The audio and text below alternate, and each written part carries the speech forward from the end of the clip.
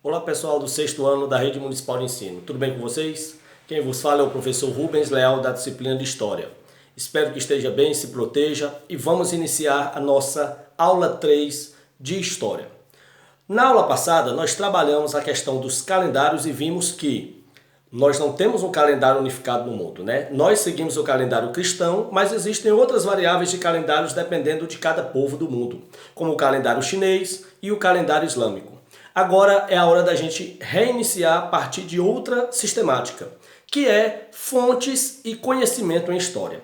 E a primeira coisa que nós devemos saber sobre as fontes históricas é que elas estão divididas basicamente em dois tipos de fontes: as fontes materiais e as fontes imateriais. Essas fontes nos auxiliam a conhecer como foi produzido o processo histórico, sendo que fontes materiais são aquelas fontes que a gente consegue tocar, que foram deixados por povos antigos e que a gente tem um contato direto, como obras arquitetônicas, documentos, moedas, vasos de cerâmica, objetos em geral. Então, quando geralmente a gente vai a um museu, a gente tem acesso, a gente tem contato direto com essas fontes materiais. Obras de arte, objetos antigos, documentos antigos, fotografias antigas.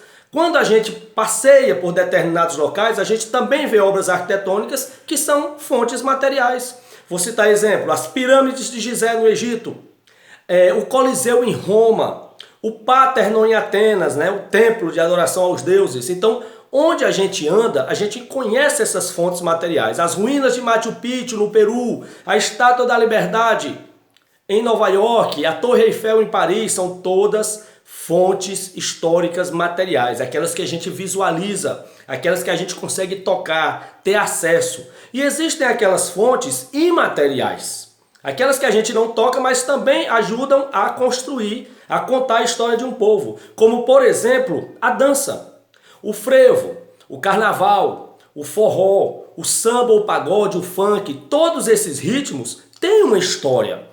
A história do Nordeste, a história da periferia das grandes cidades, né? Então, a história do carnaval em si, então, são fontes imateriais e que são tão importantes para construir o processo histórico, para contá-lo, quanto as fontes materiais. Uma dança, por exemplo, você não consegue pegar numa dança, mas ela conta muito da história de um povo. Quando a gente lembra, por exemplo, do baião, a gente lembra do povo nordestino, do cangaço. Vem toda uma história por trás. Então, o ritmo musical, que é algo que a gente não toca, a gente apenas ouve, ou uma dança, conta a história de um povo e são englobados como fontes imateriais. Tudo bem? Outro aspecto que a gente tem que conhecer é o conceito de fato histórico. Professor Rubens, o que é um fato histórico? Fato histórico, pessoal, é todo acontecimento mais importante do que os demais, aqueles que são dignos de um registro histórico, aqueles que estão nos livros didáticos. Então, nós vivemos N fatos diariamente. Fatos cotidianos, fatos de menor importância. Agora, existem na história aqueles fatos que vão ser sempre lembrados por todos nós. Tipo, o nascimento de Cristo, a descoberta do Brasil, a proclamação da República, o processo de independência do Brasil, a Lei Áurea. Então, são todos fatos históricos. O atentado ao World Trade Center em 11 de setembro, a queda do Muro de Berlim. Tudo isso são fatos históricos, ou seja, são eventos que se destacam, são eventos diferentes dos eventos convencionais, são eventos que os livros de história têm que registrar. Esses eventos mais importantes, eles são englobados no contexto de fato histórico. Então, existem fatos que a gente não consegue esquecer, que ficam registrados, que são importantíssimos, têm que estar nos livros de história. É só você perceber o detalhe. Um livro de história ele não pode registrar absolutamente tudo, senão não caberia. Não dá para contar a história da humanidade todos os dias da nossa existência. Então, o que o livro faz? Conta aqueles fatos históricos mais relevantes, os mais importantes, aqueles que têm que ser registrados para a posteridade. Como eu disse, o nascimento de Cristo, descoberta do Brasil, processo de independência, a proclamação da República, a assinatura da Lei Áurea. A nível geral, as grandes navegações, a Revolução Francesa, a queda do Muro de Berlim, são fatos históricos, são eventos que nós não podemos esquecer, que todos os livros de história vão contar. Isso é um fato histórico. Outra coisa que a gente tem que abordar na aula de hoje é o papel do historiador. Todos nós sabemos que o historiador tem um papel fundamental na construção do processo histórico. Qual é esse papel, professor Rubens?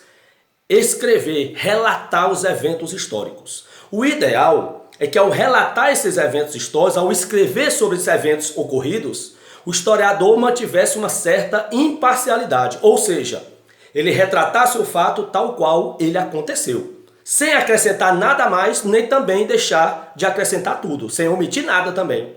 O problema é que nós, enquanto sujeitos, tratando de história, que é uma ciência subjetiva, nós tendemos a construir a história a partir da nossa ótica, escrevendo do nosso modo e colocando ali o nosso ponto de vista. Portanto, o historiador ele não consegue manter uma imparcialidade. Ele sempre vai ser parcial. Ele sempre, ao narrar um fato histórico, ele vai colocar ali suas impressões, o que ele acha, suas tendências, suas ideologias. É mais ou menos como narrar um evento. Vamos dar um exemplo. Digamos que eu e você presenciássemos um acidente. Passássemos ali na hora que o acidente ocorreu. Eu vou contar o acidente de um modo e você que viu o mesmo acidente vai contar de outro modo. Cada pessoa vai contar um evento do seu modo. Algumas pessoas vão acrescentar até o que não aconteceu. Outras pessoas vão omitir. Isso depende muito do interesse que nós temos naquele evento. Isso depende muito do nosso ponto de vista. Então vejamos, eu vou dar um exemplo. Há algum tempo atrás, no Salivag, a Vera Ferreira da Silva, neta de Lampião, ela esteve aqui para fazer uma palestra. E a neta de Lampião, a Vera Ferreira da Silva, ela escreveu um livro muito bom, De Virgulino a Lampião, um livro de história contando toda a história do rei do cangaço. E nessa obra, ela coloca o ponto de vista dela sobre Lampião, que é o ponto de vista da neta. Então é óbvio que ela tende a puxar um pouco para o avô dela, escrever a ótica dela. Isso é o papel do historiador. Infelizmente, nós não temos como manter a imparcialidade. A gente sempre é parcial e sempre conta a história com um pouco do que a gente quer contar, com um pouco da nossa ideologia. Tudo bem? E para nós fecharmos a aula de hoje, a aula de número 3, os sujeitos da história. Antigamente se contava a história a partir dos vencedores, do ponto de vista dos vencedores. Eram os grandes reis, os grandes generais, os grandes feitos. Hoje há uma mudança nesse conceito, nesse princípio histórico. Hoje os sujeitos históricos somos todos nós.